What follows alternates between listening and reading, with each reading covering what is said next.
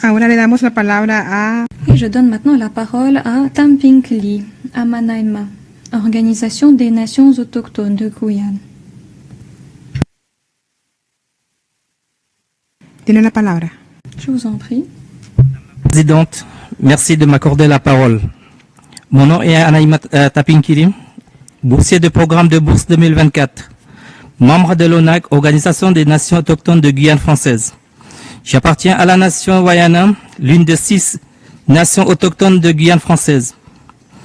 Je souhaite attirer votre attention sur l'activité de l'orpaillage illégal, un véritable fléau qui dégrade à la fois l'écosystème et la santé de mon peuple, a un impact désastreux, sanitaire, social, économique et environnemental.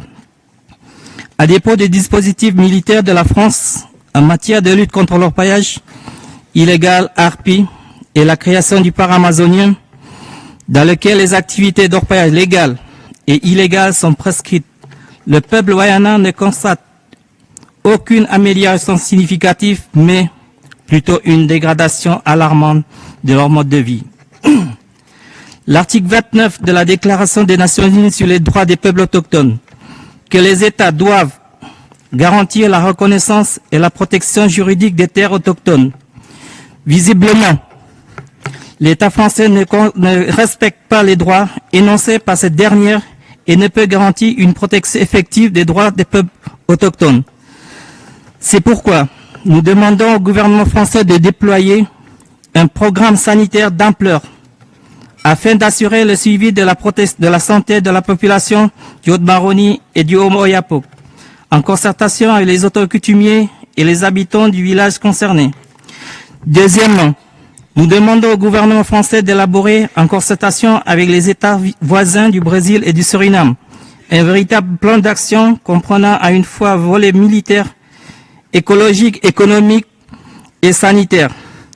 Nous invitons le rapporteur spécial à venir dans nos territoires pour toucher du doigt les réalités que vivent nos communautés. Madame la Présidente, je vous remercie de votre patience. Merci. Merci d'être intervenu. Okay, thank you. Je vous remercie. Opoya, je vous en prie. C'est bon? Allô?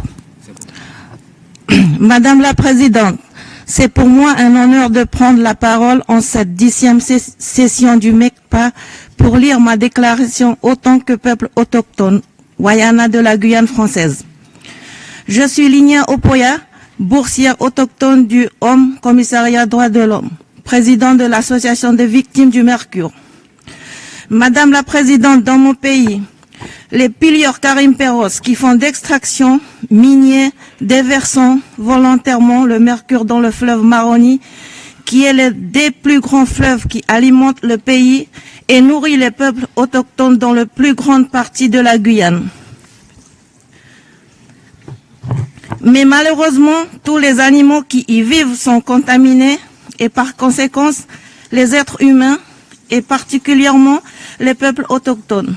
Je suis victime moi aussi et pour cette raison, je suis porté notre inquiétude auprès de ce mécanisme.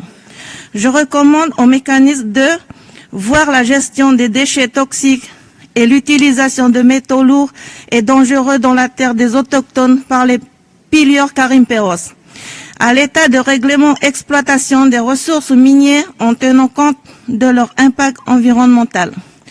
Une visite de rapport spécial pour voir l'impact du mercure sur la population et les autochtones. Nos sincères remerciements au programme de bourse Homme Commissariat de l'Homme de nous avoir donné la chance de nous exprimer à cette instance. Mes sincères félicitations à Madame la Présidente pour votre nomination. Je vous remercie. Je vous remercie.